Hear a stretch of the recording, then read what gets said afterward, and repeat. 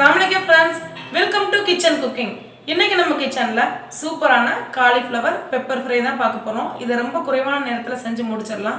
இந்த cauliflower pepper fry வந்து சாதம், இட்லி, தோசை, சப்பாத்தி எல்லாத்துக்குமே ரொம்ப சூப்பரான காம்பினேஷன். இது செய்யறதுக்கு நான் இன்னைக்கு 250 கிராம் காலிஃப்ளவர் எடுத்திருக்கேன். இதை கட் பண்ணிட்டு ஒரு பவுலுக்கு மாத்திக்கோங்க. கூடவே இதுக்கு தேவையான அளவு உப்பு சேர்த்துட்டு நல்லா கொதிக்கிற தண்ணியை இதில் சேர்த்துக்கோங்க. காலிஃப்ளவர் வந்து 5 நிமிஷம் வரைக்கும் சுடு தண்ணியில் ஊற வச்சுக்கோங்க. ஒருவேளை அதிக நேரம் ஊற வச்சிட்டோம்னா அது ரொம்ப சாஃப்டான மாதிரி ஆயிரும். அதனால 5 நிமிஷமே போதுமான நேரமாக இருக்கும். ஊற வச்சு எடுத்ததுக்கப்புறம் கிட்டத்தட்ட இந்த பக்கத்தில் இருக்க மாதிரி பார்த்துக்கோங்க.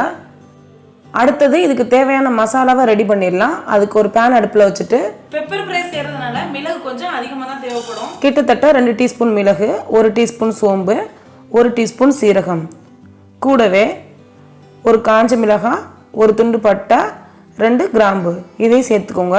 சேர்த்ததுக்கப்புறமா இதை மிதமான சூட்டில் 2லேருந்து 3 நிமிஷம் வரைக்கும் வறுத்து எடுத்துக்கோங்க.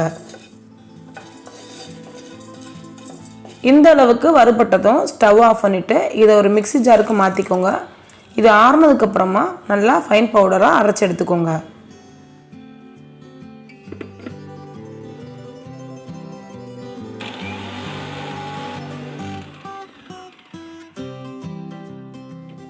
ஃப்ரெஷ்ஷாக மசாலா அரைச்சதுனால இதோட வாசனையே ரொம்ப நல்லா வந்திருக்கு. அடுத்தது காலிஃப்ளவர் தாளிக்க ஆரம்பிச்சிடலாம். அதுக்கு மறுபடியும் ஒரு பேன் அடுப்பில் வச்சுட்டு 2லேருந்து 3 டேபிள் ஸ்பூன் எண்ணெய் சேர்த்துக்கோங்க. கூடவே இதில் ஒரு துண்டு இஞ்சி, 4 பல் பூண்டு, ஒரு பச்சை மிளகாயும் தட்டி சேர்த்துக்கோங்க. நம்ம இஞ்சி பூண்டு பேஸ்ட்டாக சேர்க்குறத விட இந்த மாதிரி தட்டி சேர்த்தோம்னா இதோட டேஸ்ட்டு இன்னும் ரொம்ப அட்டகாசமாக வரும்.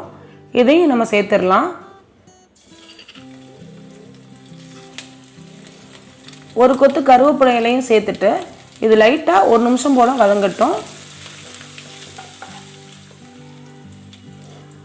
அடுத்தது இதில் ஒரு பெரிய வெங்காயத்தை ரொம்ப சின்னதாக வெட்டி வச்சுருக்கேன். வெங்காயம் நல்லா பொன்னிறமாகணும், அது வரைக்கும் இதை வதக்கிக்கோங்க. இந்த அளவுக்கு நல்லா ரோஸ்ட் ஆகி வந்ததுக்கப்புறம் இதில் மசாலா சேர்த்துடலாம். 1/4 டீஸ்பூன் மஞ்சள் தூள், கூடவே நம்ம ஃப்ரெஷ்ஷாக அரைச்சி வச்ச மசாலா, ரொம்ப கொஞ்சமாக உப்பு சேர்த்துக்கோங்க. அடுத்தது இதில் இந்த டிஷ்ஷோட மெயின் ஹீரோவான காலிஃப்ளவர் சேர்த்துடலாம். சேர்த்ததுக்கப்புறம் இதை நல்லா கலந்து விட்டுக்கோங்க.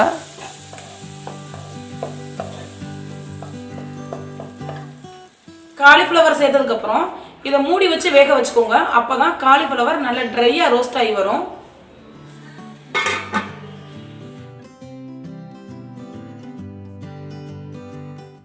அஞ்சு நிமிஷம் போல் ஆயிடுச்சு. காலிஃப்ளவர் எல்லாம் ஓரளவுக்கு நல்லா வெந்து வந்திருக்கும். இப்போ ஓப்பன் பண்ணி பார்த்துடலாம்.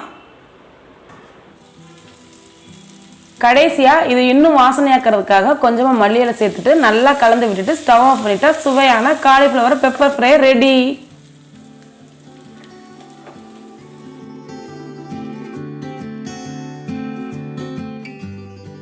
அவ்வளோதான், எம்மி எம்மி காலிஃப்ளவர் பெப்பர் ஃப்ரை வந்து ரொம்பவே சுலபமாக தயாராகிடுச்சு. அடுத்தது இதை டேஸ்ட் பண்ணி பார்க்கலாம்.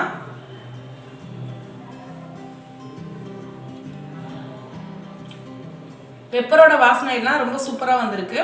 நம்ம சேனலில் ஏற்கனவே காலிஃப்ளவர் 65 எப்படி செய்யறதுன்னு சொல்லி வீடியோ போட்டிருக்கேன். அந்த லிங்க்கை கீழே உங்களோட டிஸ்கிரிப்ஷனில் ஷேர் பண்ணுறேன். கண்டிப்பாக அந்த காலிஃப்ளவர் பெப்பர் ஃப்ரைவை செஞ்சு பாருங்கள். இந்த வீடியோ உங்களுக்கு பிடிச்சிருந்துச்சுன்னா மறக்காம கிச்சன் குக்கிங்க்கு சப்ஸ்கிரைப் பண்ணுங்க.